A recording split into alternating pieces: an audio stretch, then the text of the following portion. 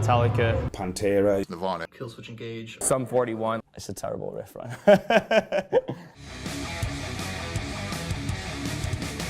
The first riff or song that ever made me want to play guitar was Enter Sandman. I think that changed a lot of people's lives.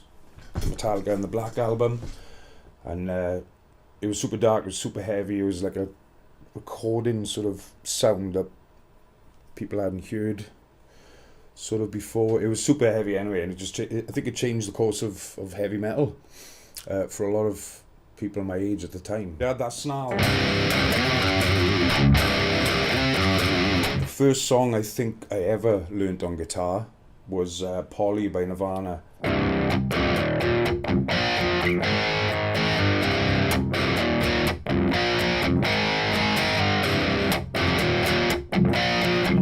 And also heavy.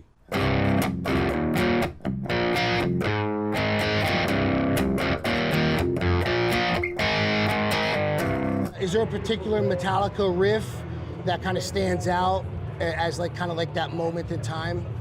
I mean, like I guess like the first riff I learned by them that I thought was like that I could actually play. Do you know what I mean? When you begin was like just no like Enter Sandman or something, just like the. And then like that was like super good because I think it's like they've got everything from like a beginner. You can play it, and then as you get better you can progress and learn more of the songs and stuff. So it's a sick riff to learn when you're like starting out and all that stuff. But it also helps like learning to palm mute and all that sort of stuff. So yeah, I think that was like the first one I actually could play. What was the riff? What was the song that you were compelled to learn guitar off of? Real basic answer here, but Metallica is my favorite band of all time. And I think that this might be every single kid's first riff, but the Enter Sandman riff, that guy was like probably the first riff I ever learned. I don't know if it was the first riff that made me want to play guitar, but the first riff I remember hearing that just made my mind explode and just filled me with some kind of energy and excitement. The riff that made me want to play guitar for the rest of my life and do it for a living was Through the Never by Metallica. It just had so much energy and so much aggression. I remember being a kid and hearing it for the first time and just bouncing up and down in my bed being like, this is insane, just, you know, like...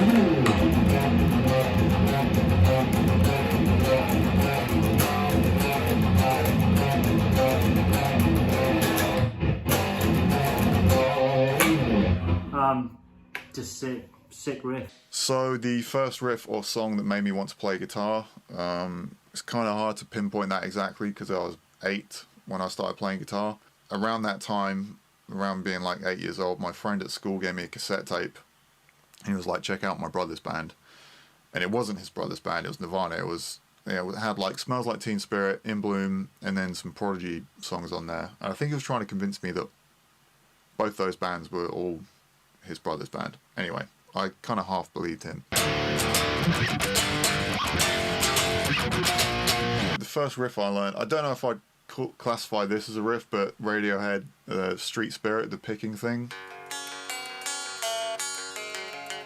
That was like one of the first things I learned, which is still kind of tricky actually, like just to remember all the picking. I haven't really practiced that in a long time. The first riff that I heard that made me want to play guitar or pick up a guitar, I think it was like maybe Blink-182. Like the first riff I ever learned was Damn It by Blink-182, so it's a terrible riff, right? Okay, it's funny because my mom is actually a drummer. So she grew up, I grew up in like a southern rock household. My mom played in like bars, all that other fun stuff. And then she was like, honey, you should learn how to play guitar. And I was like, Mom, I don't know if I really want to play guitar. So she basically forced me into doing it. I ended up loving her for it, you know. But it was just the straight up A. And I was like, wait, that sounds like that ZZ Top song I heard out of my mom's thing over and over and over again. So it's like Marsh Tucker Band, ZZ Top, Leonard Skinner, that's like where I thrive. But I was a kid and I was like, holy shit, I can play guitar. So after I learned that, like the Lagrange was like the first riff that I ever learned in my entire life. And after that, it just kind of stuck with me, and I started jamming with my mom in the garage and all that other stuff, and eventually worked my way into bands. So yeah, so thank you ZZ Top and my mom. I didn't really get into guitar for about a year after owning one. Got into it when I figured out tabs, because something about being able to just see the numbers and learning a song by a band that I listened to was like crazy for me. That was like a huge revelation in guitar playing for me. Chords are boring, tabs are fun. And the first thing I learned was this Blue Oyster Cult riff.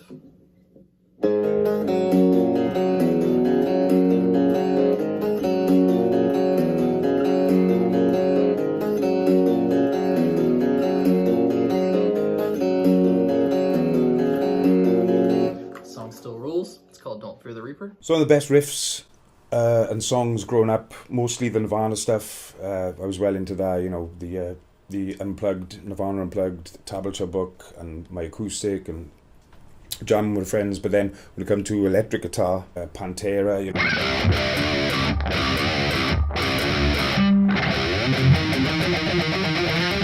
Iron Maiden.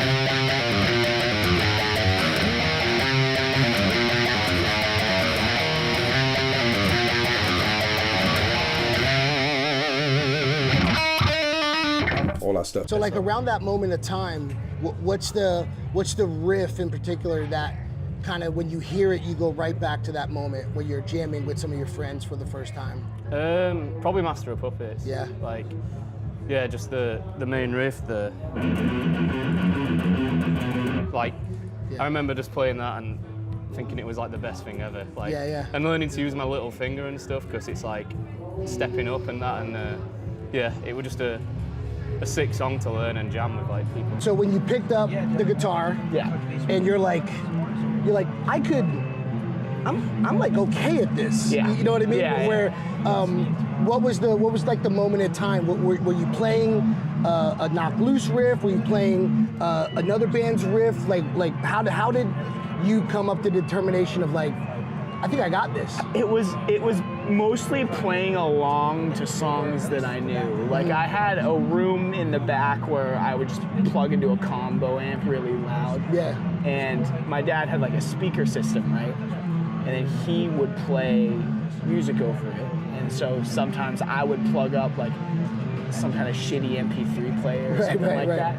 And I would play along to the songs that I heard. Yeah. And as soon as I was able to like follow shit, like, you know,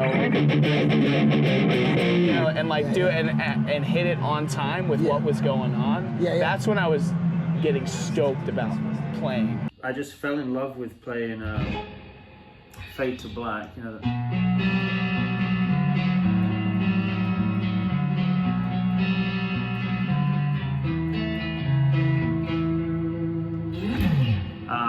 That was a fun one. I think another classic riff that was a lot of fun for me to basically was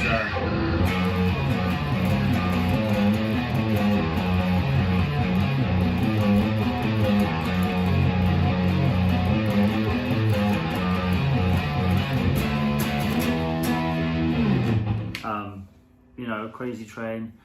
I think that riff is probably one of the most iconic guitar riffs of all time. Randy Rhoads was just such a phenomenal guitarist with such an insanely original and unique sound. I think that guitar riff obviously is going to stand the test of time. So in terms of favorite riffs when I was learning, when I was a kid, I was really into like death metal, so I'd be doing a lot of like tremolo pick riffs, and I'd always be like picking from my elbow instead of more from my wrist. And then when I learned Battery by Metallica, that like really honed in my like right hand technique. So just getting the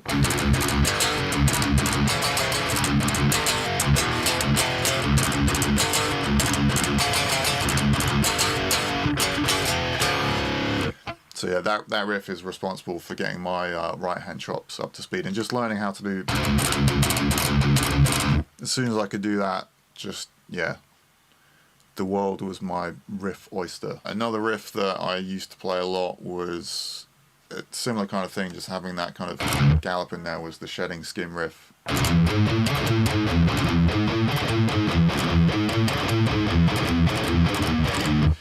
that riff was another one where just getting that kind of technique down was just really important to me, and I just kind of really enjoyed the sound of those kind of galloped, chugged rhythms. I remember when I was younger, I was attracted to music with the riffs because I never listened to the screaming when I was younger. I kind of like bypassed it. So I got attracted to riffs that almost sang in themselves, do you know what I mean? So it had so much dynamics in the riff. That's what I really enjoyed about the metal. Like bands like As Lay Dying, like I probably couldn't sing one word from As Lay Dying, but I know every single riff, do you know what I mean? So.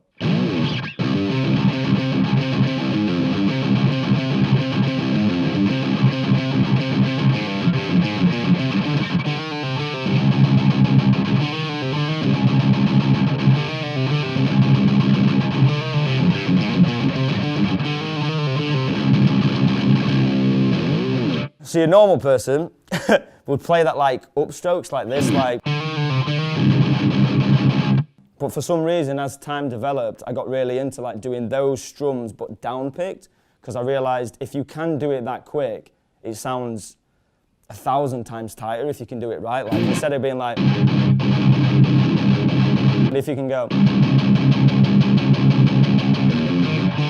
it sounds 1,000,000 times better. But when you get it to a speed, it sounds pretty cool. It's like.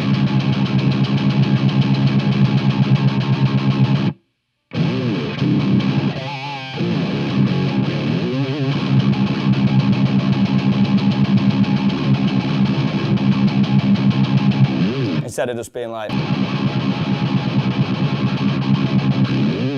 I was like kind of a guitar nerd growing up in school, so it's like not the first guitar player, but I was like a big like Steve Vai kid, because I was like, wow, he's incredible.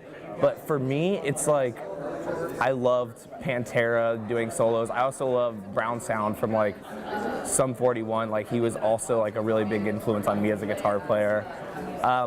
But man, just like Dimebag, man, he's like one of my favorite guitar players. Because it still has that like southern rock vibe that I grew up listening to, but a little more modern and metal. The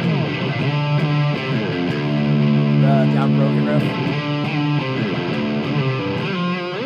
So it's like that riff I remember learning when I was like, oh wait, I'm starting to get good at guitar now. And then he started adding all the like little squeals and all that other kind of fun shit. So like, and obviously the Walk and all those other fun ones, but like they're definitely that band for me that I was like, that definitely makes me want to kick someone's ass when I listen to it. So most of what I do in my bands is drop tuning, and I still remember the first song that I learned in drop tuning, which was kind of a big day for me. It was from this band called Mealing and Sons of Disaster. They were from Birmingham, which is where Era is from, where I'm from. And they were kind of hometown heroes. They were quite a bit older than us. And I thought this was the sickest riff in the world.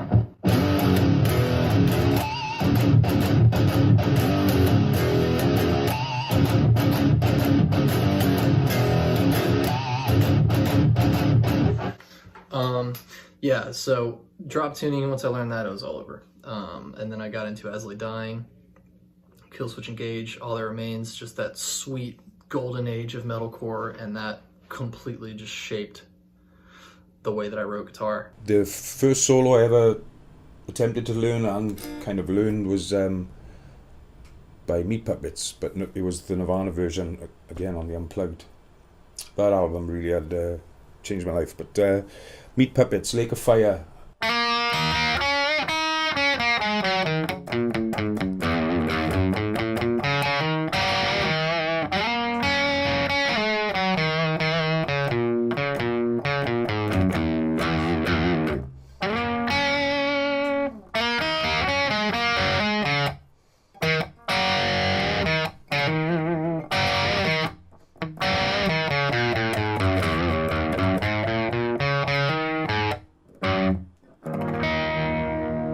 Growing up in the sort of really getting into guitar in the like late 90s and early 2000s, I think good old fashioned Papa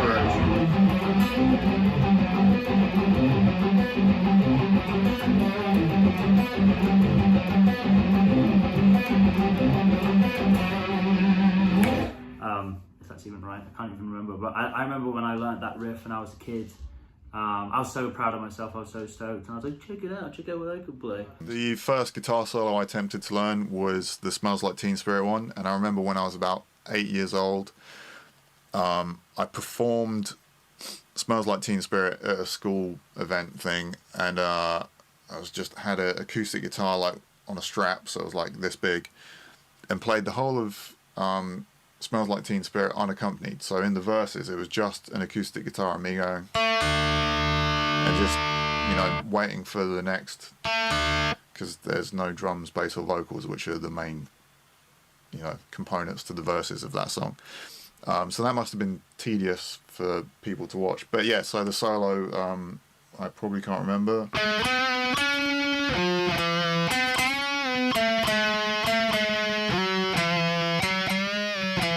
So yeah, those bends I probably would have not managed very well on that acoustic. So that was definitely like the first solo I learned.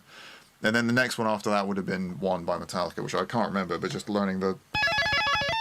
It's just one of those things that most guitarists, when they start out, are just going to gravitate straight towards wanting to learn how to like tap and do that kind of stuff. Darkest Hour definitely defines some of the way that I play guitar these days. Even to this day, I think they're still quite an underground and underrated band. Some of the riffs that they produced, like, it's one of those bands that I'm like, you haven't heard that band, it's crazy. There's so many of those bands, which is a shame, that they produce such good music and they just don't get what they deserve. But in a sense, like, those riffs have like lived in me and like gave me so much inspiration when I was younger. So this was the first riff I heard by Darkest Hour that I was like,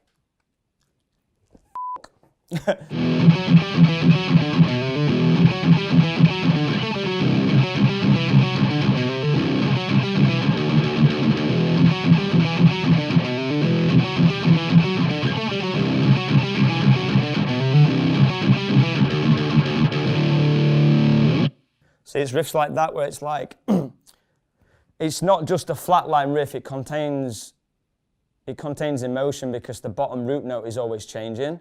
Whereas if you go to like a typical hardcore riff, like,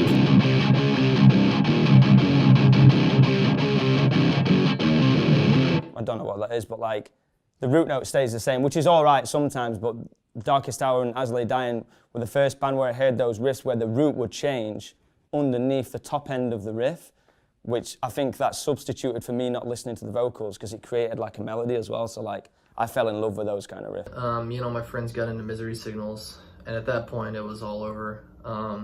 Era literally started because we wanted a band that sounded like Misery Signals. We just never heard a band that had vocals like that brutal and intense, and then melodic instrumentals that were just that pretty. Like, we'd never heard it done to that extreme so well before, and it kind of blew our minds.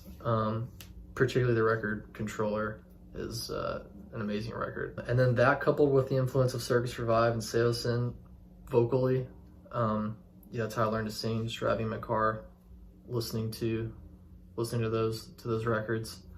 That combination of that influence vocally with the combination of Misery Signals instrumentally was really the impetus for what started Era and shaped the kind of music we would write. So this is off of the Misery Signals record called Mirrors. Something was always missing, but it was never you.